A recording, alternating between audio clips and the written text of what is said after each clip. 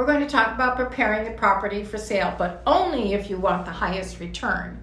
Because when I first started in the business, I noticed that sellers were calling me about a week before they wanted their home to be on the active market. It didn't take me long to recognize that this was actually doing them a disservice because they are leaving money on the table. It has now become my specialty to walk through a home and do a room-by-room review. This highlights the things that need to be addressed before going to market so that you will get the best price. Recent TV shows like HGTV have seduced buyers into wanting their new home purchase to match the current trends. And in this day and age, today's buyers want to do the least amount of work but still get the most up-to-date house. So here's the list. Pack up, paint, fix, the small stuff, pretty up the front door, make your home appear current, and that's the operative word, appear. Address any items that may hinder the buyer from obtaining insurance, and deep clean. So here are some of the specific details. My philosophy now is once you have decided to put your house on the market, you have made the decision to move. So pack up. Pack up the extras, the small stuff, the books, wean through the closets, etc. The general rule of thumb is pack up anything smaller than a cantaloupe. Clear the counters, the shelves, open up space. Remove the collections of stuff and clear all the surfaces of those items that you use every day. This is the most time-consuming aspect of preparing the house for market. And most people vastly underestimate how much time, effort, and the huge number of decisions necessary to do so.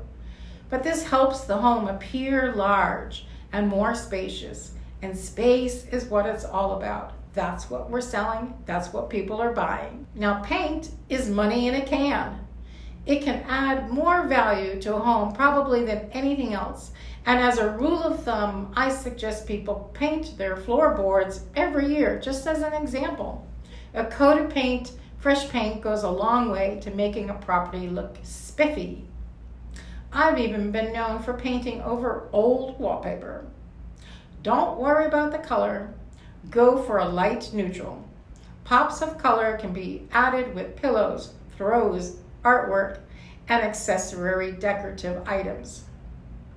Those items that have been on the honey-do list need to get attended to. It might be the slow leak under the sink, the stain on the ceiling, the spotted dead grass out front, and the torn screen, just as an example. The buyer wants to have confidence that the home has been well maintained. Create a bright spot at the front door to attract the attention of the buyer as they drive in or walk up. But it also makes for an impactful first photo on the marketing. Make sure any item is in scale to the entranceway. For example, a small planter in front of a palatial entranceway will defeat the purpose.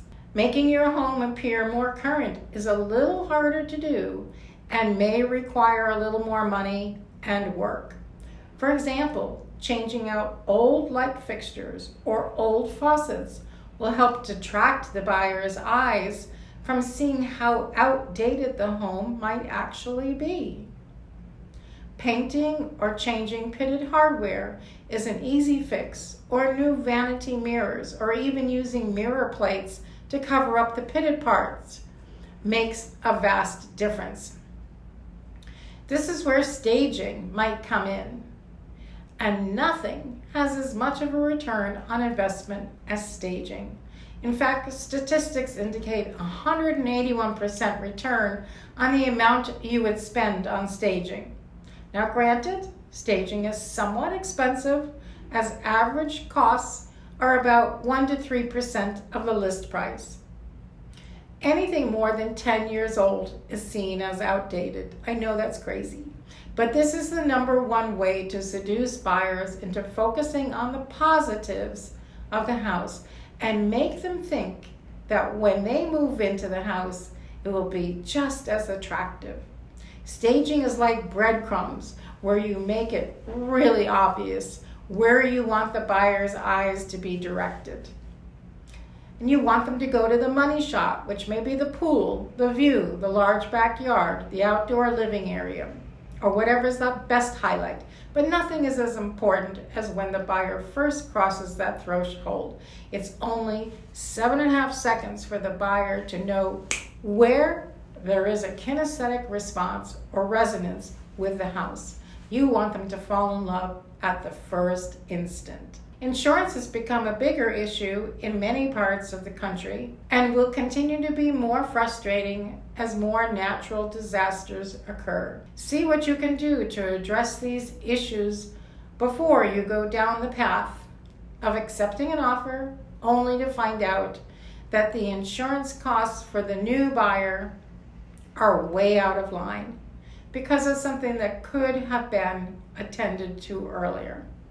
For example, where I work in Florida, today most insurance companies will not insure a roof that is more than 10 years old. And even more recently, hot water heaters are an issue. Far better to investigate these issues before they blow up in your face. Often, an insurance carrier can tell you if your insurance is transferable or what the projected new cost would be for a buyer. The easiest thing that you can do prior to selling your home is a deep clean. This means the ceiling fans, the AC filters, the kitchen drawers, under the cabinets, the recessed corners, the spots on the rug, and the list goes on and on. Usually this requires a professional cleaning team because it is heavy-duty lifting, heavy-duty work. In my experience, the cost for this can easily be expensive, more expensive than you think, like several hundreds of dollars. But it will be well worth every penny you spend on it. Believe it or not, this is only a partial list, as I didn't want to overload you. But feel free to contact me for a detailed list of considerations, but only if you want to get the most money when your property goes to market. You can also subscribe as well for other downsizing tips and senior living options in Northeast Florida.